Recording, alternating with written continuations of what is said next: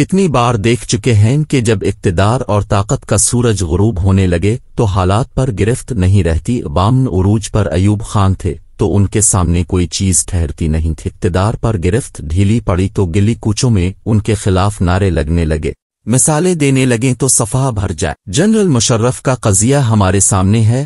طاقتور تھے تو ہر چیز مٹھی میں تھی، پاؤں پھسلا تو قدم پھسلتے ہی گئے۔ آج کل کی صورتحال بھی کچھ ایسے ہی ہے۔ طاقت کے سرچشموں کی حالت کبھی ایسی نہ تھی۔ وہ زمانہ بھی تھا کہ ایک مخالفانہ لفظ کی ادائیگی مشکل ہو، زبانیں کھلی ہیں تو جن کو اپنے اختیار و طاقت پر ہمیشہ ناز رہتا تھا پریشان اور لاچار نظر آتے۔ سب کچھ پہلے ہی ہل چکا ہے، لیکن ایک ویب سائٹ پر چھپنے والی سٹوری اپنے اثر کے لحاظ سے کسی زلزلے سے کم نہیں۔ سٹوری پھیلی بھی کچھ ایسی ہے کہ پورا ملک اس کی لپیٹ میں آ گیا ہے۔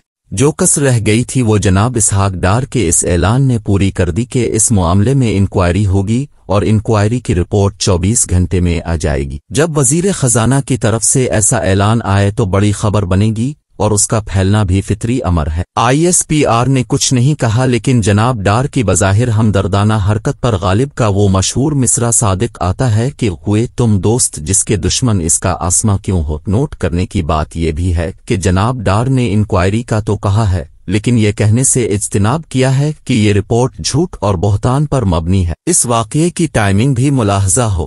غالباً 20 نومبر ایک آدھ دن پہلے یہ خبر بذریعہ سوشل میڈیا منظر عام پر آئی۔ آج 23 نومبر ہے اور الوداع کی گھڑیاں قریب آ رہی ہیں۔ ہم نے دیکھا کہ آنے والے تم تراک سے آتے ہیں، جانے والوں کے اوپر افسردگی کے بادل چھا جاتے ہیں۔ اس کی کلاسک مثال پرویز مشرف کی الوداعی تقریب ہے۔ جنرل اشفاق پرویز کیانی جو کہ نئے آ رہے تھے کے چہرے پر کیا اطمینان اور اعتماد جھلک رہا تھا، اور جانے والی مشرف افسردگی میں ڈوبے ہوئے لگتے تھے۔ جنرل اسلم بیگ بھی جب جا رہے تھے یوں لگتا تھا ان کے پر کاٹ دیے گئے ہیں۔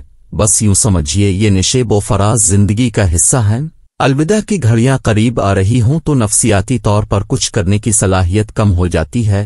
یہ بھی یاد رہے کہ انسان نے کچھ کرنا ہو تو خود کرنا ہوتا، نہیں تو یہ امید توقع کہ میرا حساب آنے والے برابر کریں گے، خام خیالی سے زیادہ کچھ نہیں۔ بہرحال اس میں اوٹ پٹن قسم کے الزامات نہیں لگائے گئے۔ ٹیکس ریٹرن کے حوالے سے حقائق کو سامنے لایا گیا ہے بغیر کسی تجزیے یا کمنٹری کے، اور جب حقائق سامنے ہوں تو کمنٹری کی کیا ضرورت رہ جاتی ہے۔ ظاہر ہے یہ سب حقائق FBR کے ریکارڈ میں موجود ہوں گے، لیکن انہیں ڈھونڈنا، جمع کرنا اور پھر شائع کرنا یہ بڑی بات ہے۔ ملکی حالات بھی دیکھیے کس نازک موڑ پر آئے ہوئے ہیں۔ حکومت کرنے والوں میں طاقت کے سرچشموں میں اعتماد کا فقدان نہ ہوتا تو اہم ادارے میں تقرری کا اعلان اب تک ہو چکا ہوتا۔ چامیگو آہے اور افواہ ساز فیکٹریاں بند ہو جاتی اور قوم آگے کو دیکھتی، لیکن کیا تماشا اس مسئلے کا بنا دیا گیا ہے۔ پوری قوم اس تقرری پر تبصرے فرما رہی ہے اور مبینہ فیصلہ سازوں کو ذرا بھی خیال نہیں کہ ان کے بے حکمت رویے سے کیسا فضول کا سما پیدا ہو چکا ہے۔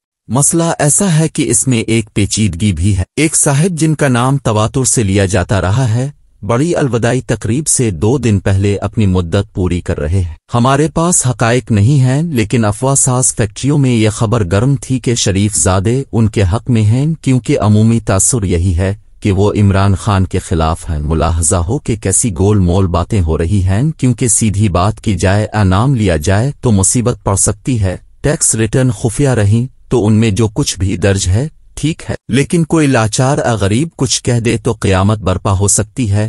اسلامی دنیا کی واحد ایٹمی طاقت کے یہ حالات ہیں۔ محلے کا چوکیدار چننا ہو تو ایسی لائنی باتیں سننے کو نہیں ملتیں جو کہ ہمارے فیصلہ سازوں کی حکمت اور تدبر کے طفیل اس بڑے عہدے کی تقرری کے بارے میں سن رہے۔ فلاں صاحب فلاں کے طرفدار، فلاں کا جھکاؤ فلاں طرف ہے، اور ہم کہتے ہیں کہ فیصلہ میرٹ پر ہوگا۔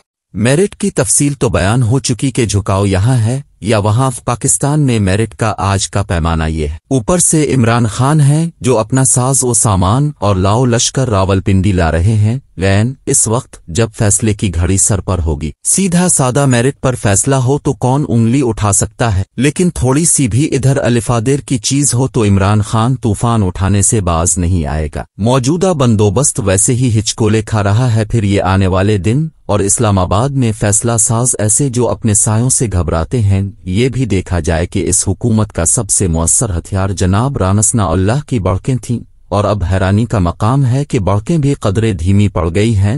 वजीर दिफा ख्वाजा आसिफ ने बड़कों का बीड़ा उठा लिया है, लेकिन खाली कौमी असेंबली में जितने भी वो गरजी, इस तकरीर आजमाई का क्या असर हो सकता है। हमारे दोस्त मेजर सईद अख्तर मुल्क जो लॉरेंस कॉलेज के पढ़े हुए हैं और मेजर जनरल अख्तर हुसैन मुल्क के बड़े बेटे हैं ने अपनी एक सोशल मीडिया पर तहरीर में 1971 के हालात की याद दिलाई है। ढाका पर हिंदुस्तानी फौज काबिज हो चुकी थी, जमीन पर हथियार डाल दिए गए थे, लेकिन जनरल इस मोड़ पर भी इक़्तिदार छोड़ने पर आमादा न थे।